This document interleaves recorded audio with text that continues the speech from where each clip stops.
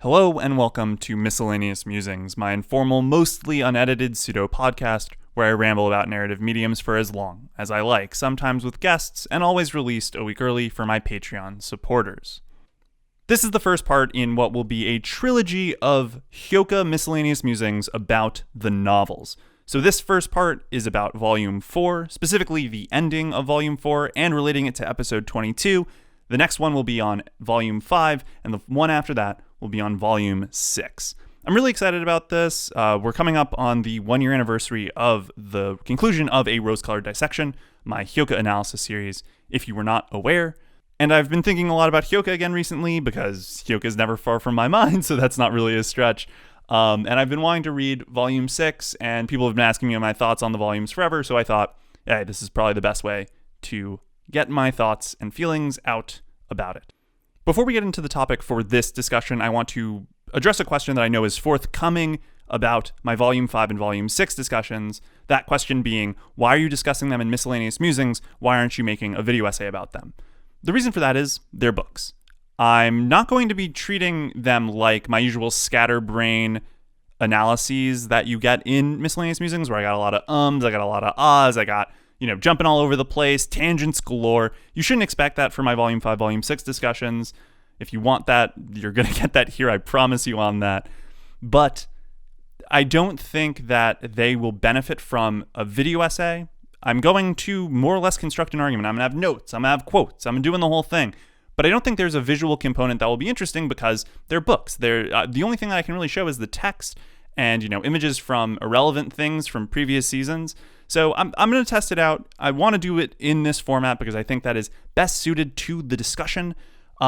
If after I'm done with it, I'm like, wow, this would work as a video essay, we'll run it. We'll make it happen. Maybe I'll hire someone to do storyboards. Who knows?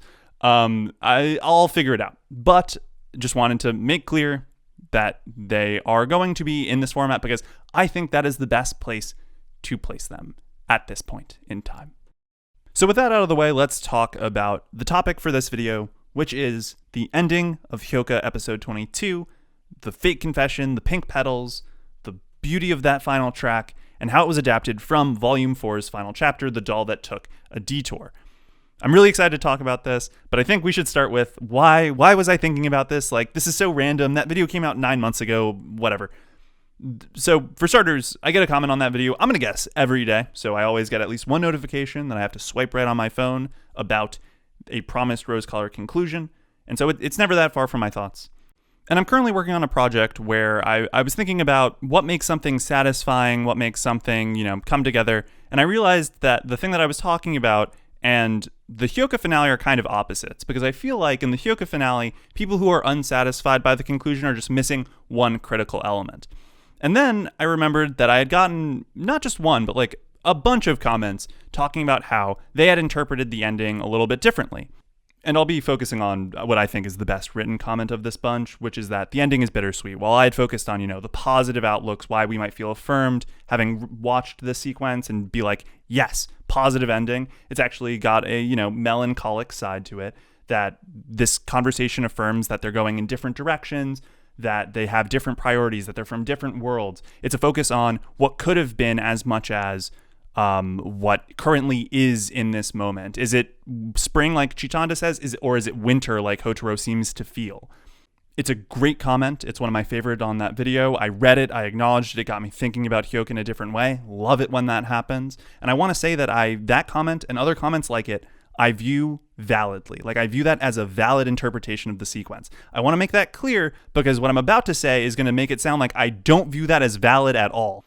And that's because, and I think this goes to my analytical mind when I'm weighing differing interpretations of the same material, overwhelmingly the aspects of the sequence, especially from a visual and audio perspective, seem to support a positive interpretation.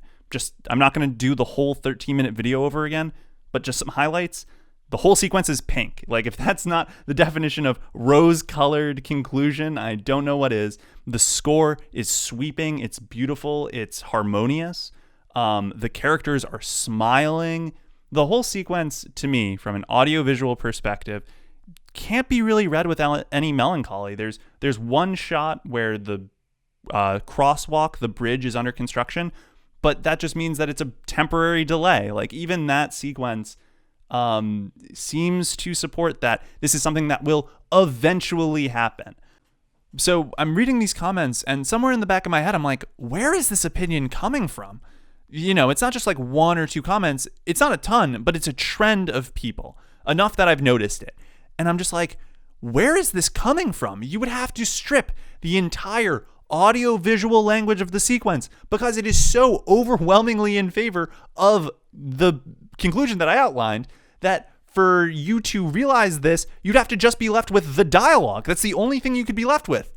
I'm sure you know where I'm going with this, because if you read the book, if you read Volume 4, if you read The Doll That Took a Detour, you are 1,374% like, oh yeah, it's actually probably a pretty bittersweet ending. It could definitely go either way. Like, maybe it'll be a really positive one. Maybe Hotaro missed his shot. Like, who knows? It could really go either way. The book is so different in terms of the tone of the sequence, and I love that about it. I love that change for the anime because there wasn't enough material to adapt more at that point. So they were like, this is probably going to be our ending. Better make it like happy. Otherwise it's going to be really sad. And again, I'm not arguing that there is some bittersweet aspect to it, but again, overwhelmingly, I see a positive conclusion in the audiovisual language of the show, whereas the novels don't have that same thing. New volumes can come out whenever, though we've been waiting forever for volume 7. So don't hold your breath is the least I'll say in that regard. And I really appreciate that aspect. So first off, I really love that change in the anime. I think that is maybe my favorite thing that I've noticed about the adaptation between the original and the anime that I've noticed to this point. And that's actually probably as good a place as any to start talking about some of the adaptation differences and why I think the bittersweet conclusion is so much more supported by the text of the book compared to the anime. And that starts with location. In the book, we stay on the veranda. So where the deduction happens, there's no movement. We stay on the veranda for the whole time throughout the entire sequence. Chitanda's talking about the differences between the two parts of this like region of the city. Them talking about the studying, the final line, everything. Everything takes place on the veranda. In the anime, we leave the mansion behind. So it's less of a physical embodiment of, where Chitanda belongs. It's still in a general sense, but the really important addition added to the sequence by not still being on the veranda is the bike. The bike from episode 5. We get a visual callback here. And that's like an indication, at least in my opinion, that this kind of movement towards a rose-colored life, because that's where Hotaro said for the first time, like, I'm really interested in this kind of thing. So the reintroduction of the bike, leaving Chitanda's mansion, that to me is a direct callback to that moment, which again, it's tying into the themes of that scene. You can watch my video on that if you're interested in regard to that. The next important bit is the lighting. So in the book, the sun is disappearing. It's peeking behind, it's, going behind mountains. It's getting darker. It's getting colder. These are all things that, dovetail really nicely with the discussion they're having. Cold spring, winter, spring, cold, warm.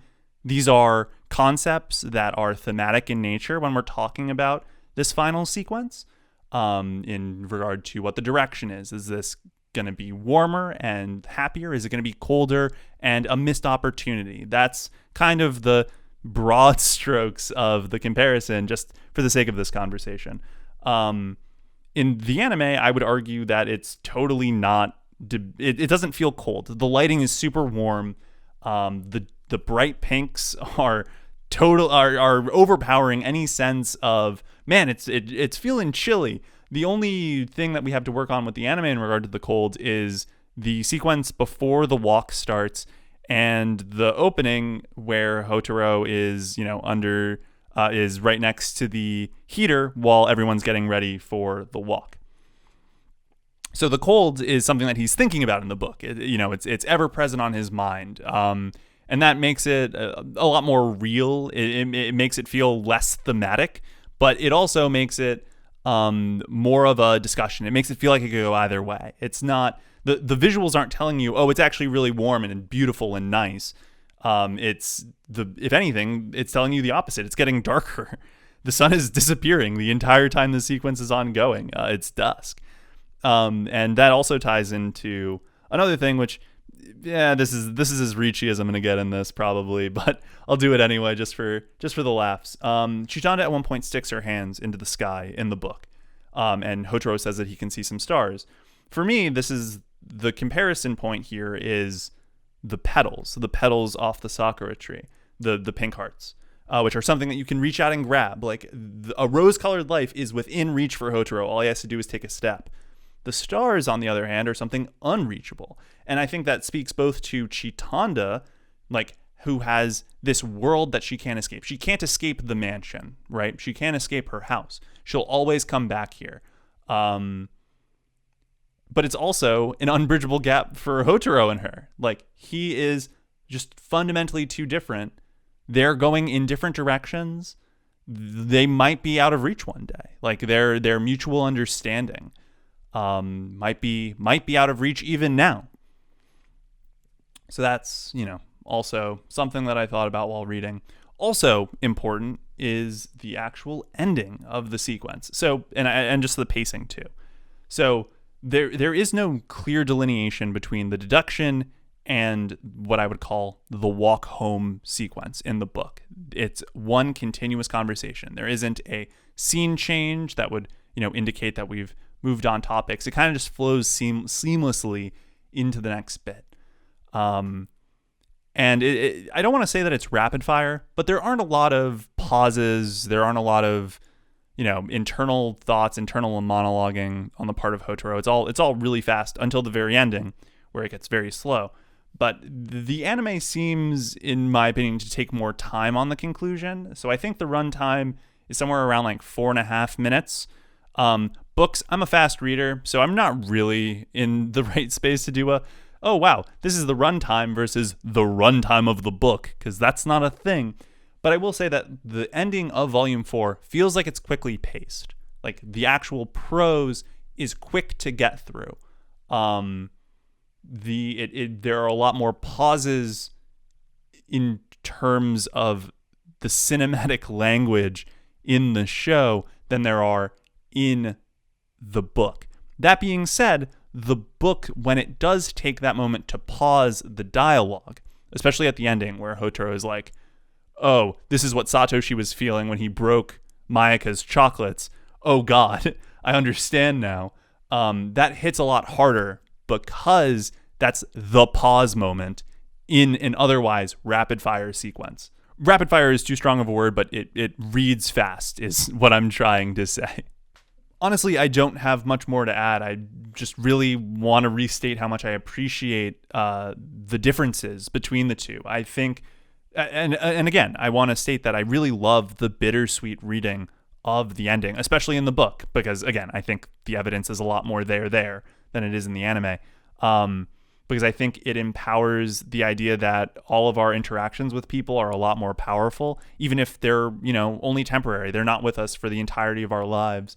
Every relationship we have matters to create who we are in some way, even if it doesn't get borne out to its quote unquote logical conclusion. Not that logical conclusions happen in, real life relationships. I'm glad that the anime went full freight on the positive thematic reading, because we're probably never going to get a season 2. I don't even know if I want a season 2. Maybe that's a discussion for another time. Unsurprisingly, it has to do with the Kyoto Animation fire and Takemoto no longer being with us. But yeah, I really love I love these two readings. I love the change in adaptation. I just always find that stuff so interesting. I'm just very happy with that. And you know what? I'm really happy that these comments got left, because I would have read the volume and I would have totally interpreted it purely through the anime. I know I would have. If I didn't have this in the back of my head being like, maybe this came from this, I need to keep an open mind while I'm reading this. Wow. God, Hyouka is so good. It's just so good. I can't even begin. And on that note, I think we should end this off here. I'm not going to do questions for these because that just seems weird. So let's skip that. Next time that I do Miscellaneous Musings, assuming, some topic comes up that the podcast format is necessary for, I'll be doing it on Volume 5 of Hyouka. I'm really excited to talk about it. We get to talk about Okinata. I'm sure I butchered that name. Someone will correct me. And yeah, I'm just really excited. It's volume 5, volume 6. Hey, maybe we'll have volume 7 one day, and I'll get to add to my trilogy and make it a quartet. That's not the word for that. Anyway, thank you all so much for listening. Thanks again to my Patreon supporters who get this 1 week early, and I'll catch you all next month for volume 5.